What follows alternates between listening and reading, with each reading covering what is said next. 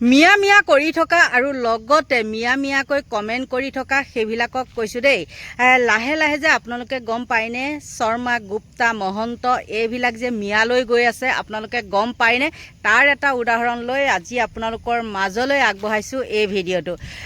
আপোনালোকে চাগে গম পাইছে আজিকালি কি হৈছে, পূজাৰী বুলি ক'লে কি কৰে বহু লোকে, বিশেষতে সনাতনী হিন্দু কিছু লোকে একদম পূজাৰী বুলি ক'লে একেবাৰে ভৰি ধোৱা পানীখিনিও খাবলৈ তেওঁলোকে কুণ্ঠাবোধ নকৰে। কিন্তু আমি হ'লে সেইবিলাক নকৰোঁ দেই। আমি মানুহ চাই চিন্তি লওঁ আৰু কেতিয়াও পূজাৰীৰ ওচৰত কেতিয়াও মূৰ নুদুৱাওঁ। একদম এইটো একে সঁচা কথা কৈছোঁ, কেতিয়াও নুদুৱাওঁ। লাগে সেই ৰাস্তাৰ মানে ভিখাৰী এটাই যদি কোনোবা এটাই ফুট দিয়ে সেই ফুটটোকে ল'ম, তথাপিও কিন্তু এই একদম পূজাৰী চুজাৰীৰ ওচৰত পটজল খোৱা কিবা খোৱা সেইবিলাক নাই। নামঘৰ মন্দিৰৰ কথা, আমাৰ এইবিলাক ৰাজহুৱা অনুষ্ঠানৰ কথাটো বেলেগ, কিন্তু এইবিলাক যে ৰাস্তাই ঘাটে যে দেখিছানে বাবাজীয়ে হওক বা কিবাই হওক মুঠতে ফুট লগন লৈ পেলাই যে তেওঁলোকে ঘটি এটা লৈ টিলিঙা এটা লৈ দোকানে দোকানে ভিক্ষা খুজি ফুৰা কিছুমান দেখিছে নহয়। সেইবিলাকৰ নিচিনা ধুৰন্ধৰ মানুহ নাই আৰু সেইবিলাক বহুতে মানে, কিন্তু আমি সেইবিলাকক নামানো। আজি কথাটো হ'ল কি, এগৰাকী একেবাৰে মানে শাৰীৰিকভাৱে অক্ষম আৰু তেনেকুৱা এগৰাকী যুৱতী কেনেকৈনো আহি পেলাই পালেহি লখিমপুৰৰ পৰা গুৱাহাটী নাজানো। আৰু সেই পূজাৰীজনে লগ পালে ক'ত? ফেঞ্চি বজাৰত। আৰু ফেঞ্চি বজাৰত যেতিয়া পূজাৰীজনে লগ পালে তেতিয়া তেওঁক প্ৰলোভন দিলে কি মই কামত সোমোৱাই দিব। আৰু সেই যুৱতীগৰাকীক লৈ আহিলে খানাপাৰালৈ, আৰু খানাপাৰালৈ লৈ অহাৰ পিছত এটা জুপুৰি সদৃশ ঘৰত তেওঁক চলালে যৌন নিৰ্যাতন। আৰু সেইবিলাক কিন্তু কি হ'ল, সনাতনী হিন্দু পূজাৰী। আৰু সেইবিলাকৰ ভৰিত ধৰিয়ে আমাৰ কিছুমান বিয়াগুম নেতা মন্ত্ৰীয়ে কি কৰে, ভৰিত ধৰি সেৱা কৰে। আৰু কিছু লোকেতো একেবাৰে ভৰি ধোৱা পানীখিনিও খায়। গতিকে বন্ধু বান্ধৱীসকল চাওকচোন কেনেকুৱা। আৰু এইবিলাক আগতে যেনেকৈ এইবিলাকে মানে ধৰক মন্দিৰৰ পূজাৰী চুজাৰী দেখিলে যেনেকুৱা এটা মানে নিজৰ মনটোতে কিবা এটা শান্তি লাগে বা ভক্তিভাৱ এটা জাগে, নহয় জানো? কিন্তু আজিকালি আপোনালোকে নিজে চাওকচোন, হয়নে নহয়? নিজে আপোনালোকে ভাবি চাওক, মন্দিৰৰে হওক বা মন্দিৰৰ কথাটো বাৰু বাদ দিছোঁ, এইবিলাক যে ধৰক কি বুলি ক'ম এতিয়া, কামাখ্যা মন্দিৰৰ হেৰিখিনিৰ কথাকে ক'লোঁ, পূজাৰীখিনিৰ কথাকে ক'লোঁ, বা এই ৰাস্তাই ঘাটে যে ঘূৰি ফুৰে যে একদম মানুহ দেখিলে যে আগবাঢ়ি যায়, মাথাটোত ধৰি যে আশীৰ্বাদ দিবলৈ ধৰে, এইবিলাকৰ কথা ক'লোঁ। আৰু মই থামলেনত যে লগাইছোঁ এইবিলাকৰ ধৰণৰ এনেকুৱা ভাণ্ডকী পূজাৰীবিলাকৰ কথা কৈছোঁ। আৰু শুক্লেশ্বৰ ঘাটতে আচলতে চাগে পাইছিলে, আৰু তাতে এইবিলাক ভিক্ষাৰী সেইবিলাকৰ পয়োভৰটো বেছি, নহয়নে? আপোনালোকে দেখিছে আহোঁতে যাওঁতে ৰাস্তাৰ কাষত কেনেকৈ মানে লানি হৈ থাকে। আৰু সেইবিলাকৰ মাজতে হয়তো এইজনক পাই গ'ল, আৰু সেইজনে কৰিলেই মহিলাগৰাকীৰ লগত ভয়ানক মানে যৌন নিৰ্যাতন চলাই ভয়ংকৰ কাণ্ড কৰি পেলালে। যেতিয়া পোহৰলৈ আহিছে তেতিয়াহে হৈচৈ লাগিছে। কিন্তু এইবিলাক ক্ষেত্ৰত হ'লে নিমাত, যদি আজি মিয়া এটা হ'ল হয় তেন্তে হ'লে ইছৰাম মিয়া মিয়া মিয়া মিয়া মিয়া, হয়নে নহয়? মিয়াও আছে, নোহোৱা নহয়। কিন্তু আজিকালি কি জানেনে, মিয়াতকৈ কিন্তু এই সনাতনী হিন্দুসকলৰহে অপকৰ্মবিলাক বেছি। আৰু কি হৈছে, কুকুৰটো কুকুৰেই, গৰু ছাগলীও সাৰি যোৱা নাই। কালি পৰহিও দেখি আছোঁ গৰু ছাগলীৰ লগত, নিজৰ মাকৰ লগত, নিজৰ জীৰ লগত, নিজৰ হেৰিৰ লগত, সেইবিলাক কিন্তু মিয়া নহয় দেই, সেইবিলাক আকৌ সনাতনী হিন্দুৱে।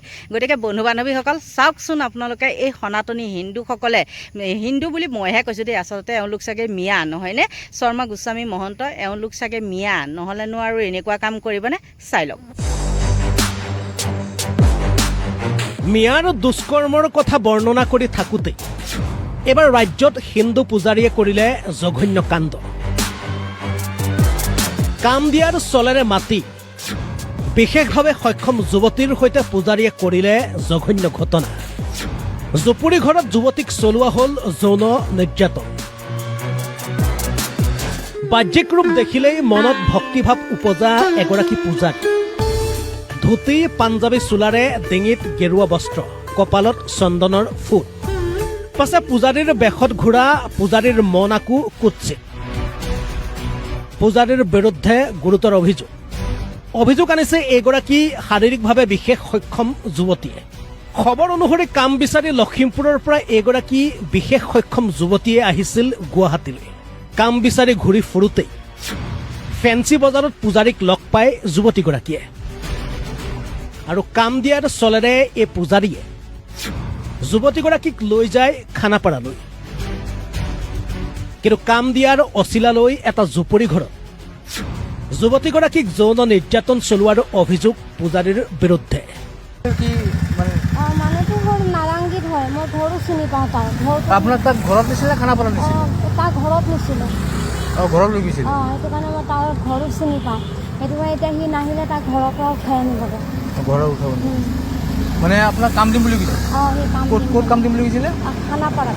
খানাপাৰা হোটেলত? আপোনাক ক'ত লগ পাইছিলে? ফেঞ্চি মাৰ্কেটত। ফেঞ্চি বজাৰত। আপুনি ক'ৰ পৰা আহিছিলে? মই লখিমপুৰৰ পৰা আহিছোঁ আকৌ।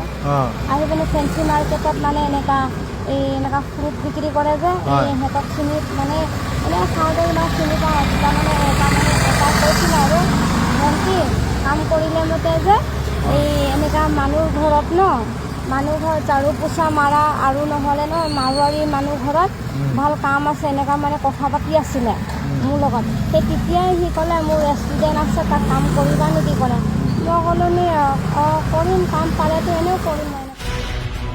ইতিমধ্যে পূজাৰীৰ বিৰুদ্ধে নুনমাটি আৰক্ষী থানাত এজাহাৰ দাখিল কৰিছে যুৱতীগৰাকীয়ে, আৰু এজাহাৰৰ ভিত্তিত আৰক্ষীয়ে আটক কৰিছে পূজাৰীগৰাকীক। পাছে যুৱতীগৰাকীৰ সকলো অভিযোগক অস্বীকাৰ কৰিছে পূজাৰীগৰাকীয়ে। সহায় কৰিছোঁ, তাইক সহায় কৰোঁতে ব্লেম লগাইছে। এতিয়া আৰু ছোৱালীয়ে ক'লেতো মানিবই লাগিব। তাই কৈ আছে আপুনি তাইৰ গাত হাত দিছে? নাই দিয়া নাই দিয়া। আপুনি ৰেষ্টুৰেণ্ট চাকৰি দিম বুলি কৈছিলে? নহয়, কেনেকৈ দিম? যে মোৰ খানাপাৰা চাকৰি হোটেল আছে, তই চাকৰি দিম। নহয়, তাই কৈছে? হ'ব পাৰে, ক'ব পাৰে।